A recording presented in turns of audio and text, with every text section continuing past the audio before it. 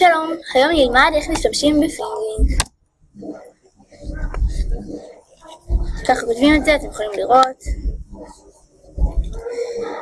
בעצם לוחצים על הקישור הראשון שיוצא לכם,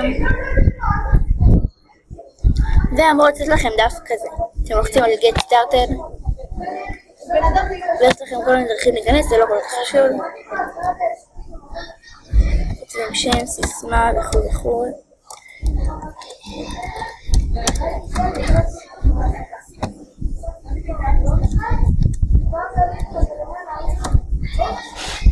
חשוב מאוד לכתוב את האימייל המלא.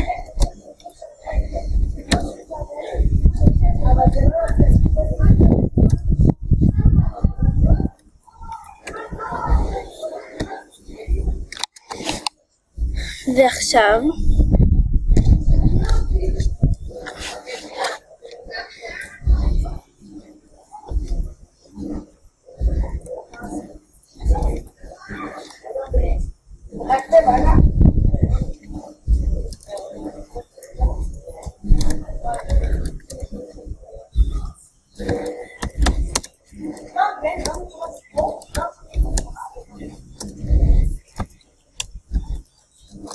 רגע,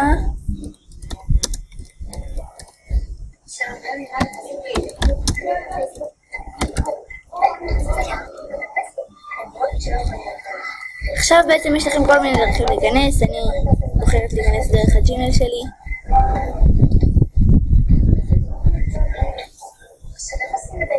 יש לכם דרך הטוויטר, דרך הפייסבוק, דרך הג'ימייל, בעצם ככה אני נכנסת. אתם לוחצים על צור. עכשיו אתם מחפשים תמונה.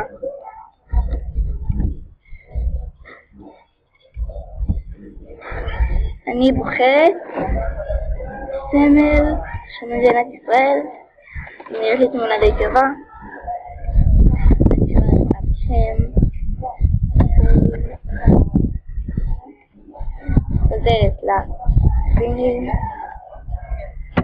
לוחצת פה. והנה התמונה שלי. אופן. אני פותחת אותה.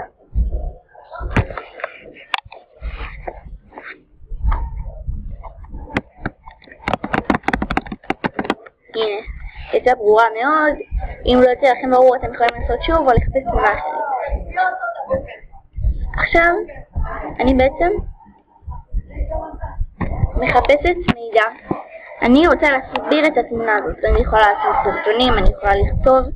אני אישית בוחרת עכשיו לכתוב. קודם כל אני צריכה לתת לכותרת סמל מדינת ישראל. אני בוחרת לכתוב ירדן, תקשיב, ירדן. הנה הנקודה הראשונה שלי, שזה בעצם נקודת מידע. אני שמה בעצם על ענפי זית. אני גם קוראת לזה, הכותרת שלו זה זית. עכשיו אני הולכת לחפש על זה מידע. בעצם אני מצאתי מידע פה בוויקיפדיה. הנה, זאתי העלה של זית, זה בעצם סמל של שלום. אני כותבת סמל שלום.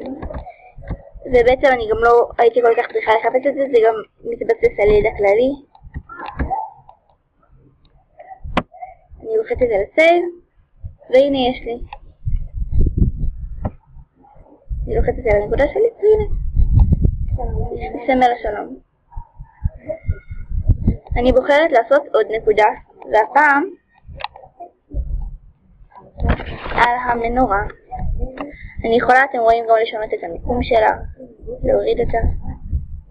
הנה, אני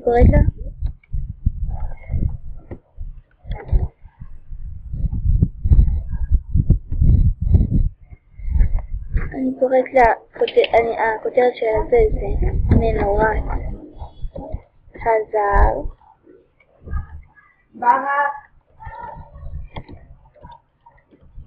ובעצם גם אני לא כל כך צריכה לחפש מידע. אני יודעת, אם אתם רוצים אתם יכולים לראות את ויקיפדיה. בעצם כתוב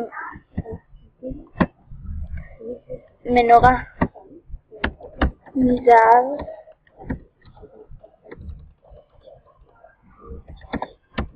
זהב, בעלת 7 קנים, שהוצבה בבית המקדש, בה הדליקו הכהנים